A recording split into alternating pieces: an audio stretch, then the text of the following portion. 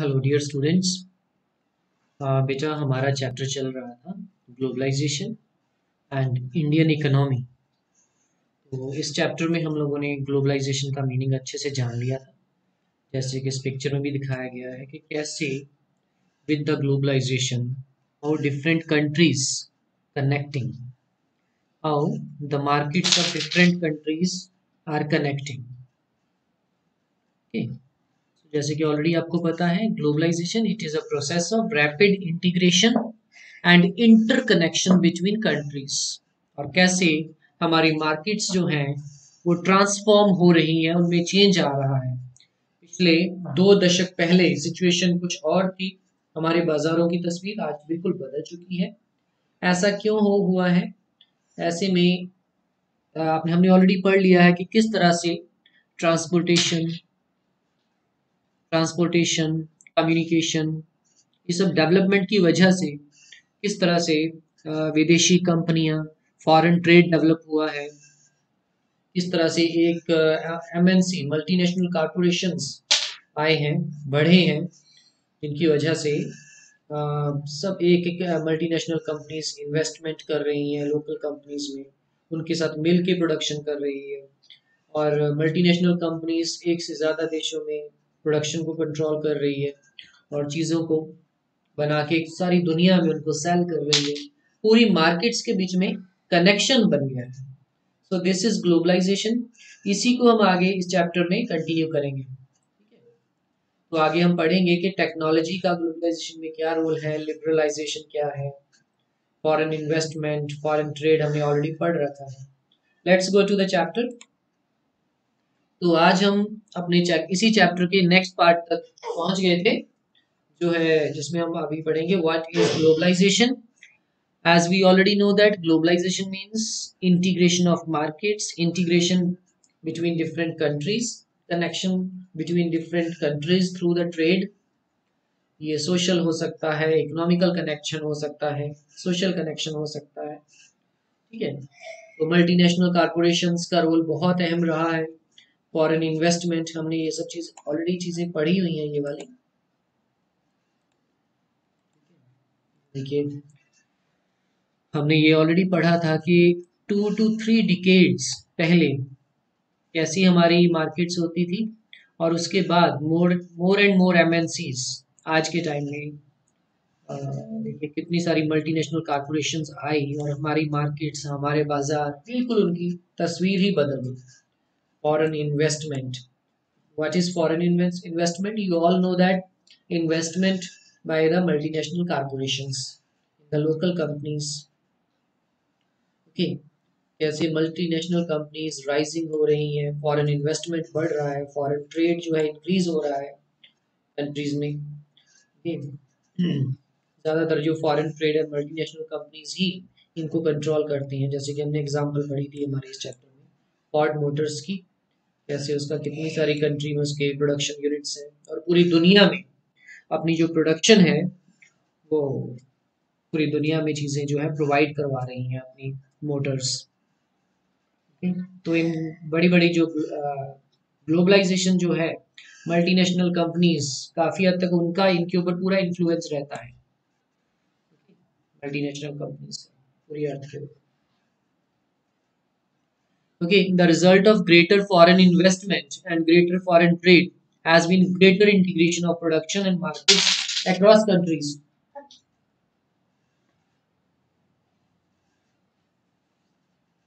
सो यहाँ पे एक अच्छे से इसकी डेफिनेशन दी गई है। Globalization is this process of rapid integration and interconnection between countries। Already आपको बता दिया गया है, आप इसको अपने वर्ड्स में लिख सकते हो कि ग्लोबलाइजेशन क्या है। ओके, इंटरकनेक्शन और इंटीग्रेशन बिटवीन डिफरेंट कंट्रीज और between the markets of different countries.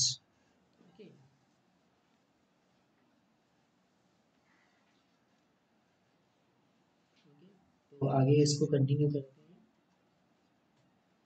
So with this globalization import export, अलग अलग चीज़ें पूरी दुनिया में स्प्रेड की जाती हैं, पहुंचाई जाती हैं ट्रांसपोर्टेशन से। बहुत सारी चीजें उसमें, फॉरेन ट्रेड, इन्वेस्टमेंट, टेक्नोलॉजी, इन सब का यूज होता है। एक तो देखिए ग्लोबलाइजेशन होता है ट्रेड से, है ना। आपको ऑलरेडी पता है कि एक तो ट्रेडिंग करना, इंपोर्ट एक्सपोर्ट करना, companies, multinational company, multinational corporation से ग्लोबलाइजेशन होता है। और दूसरी साइड में, beside the movement of goods, services, investments and technology, there is one more way in which the countries can be connected. और कौन सा तरीका है? This is through the movement of people between countries. लोगों का एक देश से दूसरे देश में आना, उनका मूवमेंट होना, ये भी एक तरह से ग्लोबलाइजेशन का या कंट्रीज के बीच में कनेक्शन का कारण है। People usually, why people move from one country to another? They usually move from one country to another in search of better income, better jobs, better education. तो इनकम, जॉब्स, एजुकेशन के लिए वो एक देश से दूसरे देश में जाते हैं। Okay. In the past few decades, however, there has not been much increase in the movement of people between countries due to various restrictions. लेकिन अगर हम पिछले कुछ दशकों से देखें तो ये जो लोगों का मूवमेंट है एक कंट्री से दूसरे कंट्री में, ये कम हुआ है क्योंकि अलग अलग कंट्रीज में अलग अलग रिस्ट्रिक्शंस लगाई हुई हैं। इजीली एक देश से दूसरे देश जाना इतना इजी नहीं है। ओके, हर देश की अपनी अपनी पॉलिसीज हैं, रिस्ट्रिक्शंस हैं, रूल्स हैं उनके अंदर आने और जाने के। तो अभी हमने जितना भी पढ़ा है, जो ये पढ़ा है पीछे, ग्लोबलाइजेशन क्या है, इसी से रिलेटेड फॉरेन ट्रेड, इन्वेस्टमेंट, जितना भी पढ़ा, इससे रिलेटेड कुछ क्वेश्चंस हैं, इनको देख लेते हैं। ये वाले 3 क्वेश्चंस स्टूडेंट्स जरा ध्यान से इसको सुनिए, बिकॉज यही क्वेश्चन मैं आपके गूगल क्लासरूम में भी आपको असाइन करूंगा। Okay, what is the role of multinational corporations in the globalization process? What is the role of multinational corporations in the globalization process? दो चीजें देखिए, multinational corporations and globalization. Globalization means integration and connection between countries. देशों को, countries को आपस में जोड़ने में ग्लोबलाइजेशन का क्या रोल है? सॉरी, ग्लोबलाइजेशन जो है मींस देशों को आपस में जोड़ने में मल्टीनेशनल कॉर्पोरेशंस का आपस में क्या रोल है, ये हमने देखना है। Multinational corporations set up their offices and production units in different countries. For example, जैसे हमने फोर्ड मोटर्स की एग्जाम्पल देखी, मल्टीनेशनल कॉर्पोरेशन ने अपनी units Bharat, South Africa, China, USA या यूरोप में यूनिट्स बनाई और अपनी चीजों को, मोटर्स को बनाने के बाद पूरी दुनिया में उनको बेचा। ऑटोमेटिकली अगर हम जहां जहां चीजें बेच रहे हैं तो आपस में कनेक्शन बन जाएगा, आपस में कनेक्शन बन जाएगा। तो इस तरह से multinational corporations play a very important role in the globalization process. It controls trade in different countries, and through the trade, through the production, it connects these countries. And after the production, multinational corporations sell their products in different parts of the world. In this way, it is connecting different countries in the world through their products. तो इस तरह से multinational corporations production और अपनी चीजों को पूरी दुनिया में बेच के जो है ग्लोबलाइजेशन, कंट्रीज को, ग्लोबलाइजेशन प्रोसेस को, आपस में कंट्रीज को कनेक्ट करती है और ग्लोबलाइजेशन प्रोसेस में अपना इंपॉर्टेंट रोल प्ले करती है।